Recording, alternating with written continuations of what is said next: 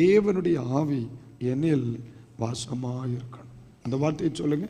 தேவனுடைய ஆவி என்னில் வாசமாய் இருக்கணும். கர்த்தருக்கு ஸ்தோத்திரம். ஏனென்றால் தேவனுடைய ஆவி ஒரு மனிதனில் வாசமாய் இருந்தால் அவனால் யாராக இருக்க முடியாது? யாராய் இருக்க முடியாது?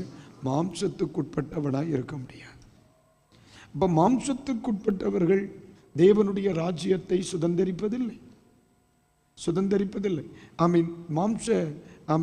மாம்ச சிந்தை தேவனுக்கு விரோதமான பகை என்றெல்லாம் எழுதிவிட்டு தெய்வீக சிந்தையை குறித்து அவர் எழுதுகிறவர் சொல்லுகிறார், தேவனுடைய ஆவி உங்களை ஒவ்வொருவரிலும் எப்படி இருக்கணும்?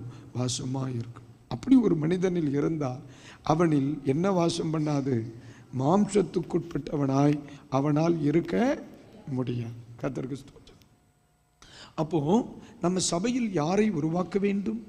நம்முடைய குடும்பத்தில் யாரை உருவாக்க வேண்டும்? அல்லது கிறிஸ்தவ சமுதாயத்தில் யாரை உருவாக்க வேண்டும்? தேவனுடைய ஆவிக்குட்பட்டவர்களை, ஆமென், வாசமாய் இருக்கத்தக்கவர்களை நம்ம என்ன செய்யணும்? உருவாக்கணும். கர்த்தருக்கு ஸ்தோத்திரம். இப்போ ஒரு மனிதன் இருக்கிறான். அந்த மனிதனுக்கு நம்ம எவ்வளோ உபதேசம் பண்ணுறோம். தம்பி இதை செய்யாதீங்க, தங்கச்சி இதை செய்யாதீங்க, பிரதர் இது வேணாம், இதை மேற்கொள்ளுவோம். ஆனால் அவங்க சொல்கிறாங்க, முடியலையே அந்த காரியத்தில் ஜெயம் கொள்ளுகிற ஒரு வாழ்க்கை வாழ என்னால் முடியலேன்னு சொல்லுகிறவர்களை நம்ம யார் கையில் கொடுத்துடணும்? தேவனுடைய ஆவி கையில் கொடுத்துடணும். ஏன்னா மாம்சம் எங்கெல்லாம் தோத்திரம் கீழ்ப்படுத்த முடியாமல் கிடக்கிறதோ அந்த இடத்துலெல்லாம் யார் தான் செயல்படணும்? தேவனுடைய ஆவி தான். ஏன்னா தேவனுடைய ஆவி ஒரு மனிதனில் வந்துட்டுன்னா அந்த மனிதனில் மாம்சம் என்ன செய்திடும்? கீழ்பற்றும், பலகீனப்பற்றும். கர்த்தருக்கு ஸ்தோத்திரம்.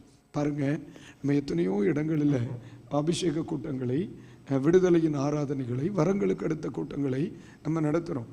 சில நேரங்களில் பரிசுத்த ஆவியில் நிறைவை குறித்து பிரசங்கம் பண்ணி அவர்களுக்கு தேவ வார்த்தைகளை குறித்து பேசிட்டு அவர்களுக்காக ஜெபிக்க அவங்க பக்கத்தில் போகும் பொழுது, நம்ம பக்கத்தில் நியர்பையாக போன உடனே நம்ம எவ்வளோ பார்க்குறோம் இல்லையா? அவங்க அப்படியே கீழே விழுந்துருவாங்க. சிலர்லாம் கீழே விழுகிறத நான் பார்த்துருக்கேன். அவங்க கால் பலகீனப்படும், அப்படியே வரும். அவங்க முழு சரீரம் அப்படியே பலகீனப்பட்டு ஒரு துணியை இப்படி கையில் நம்ம எடுத்தோம்னா, சிலதெல்லாம் பார்க்க கையில் இப்படி துணியை எடுத்துட்டு இப்படி தொட்டு கீழே விட்டு அப்படி இருக்கும், அப்படியே விழுவாங்க. அதை நான் பார்த்துருக்கேன்.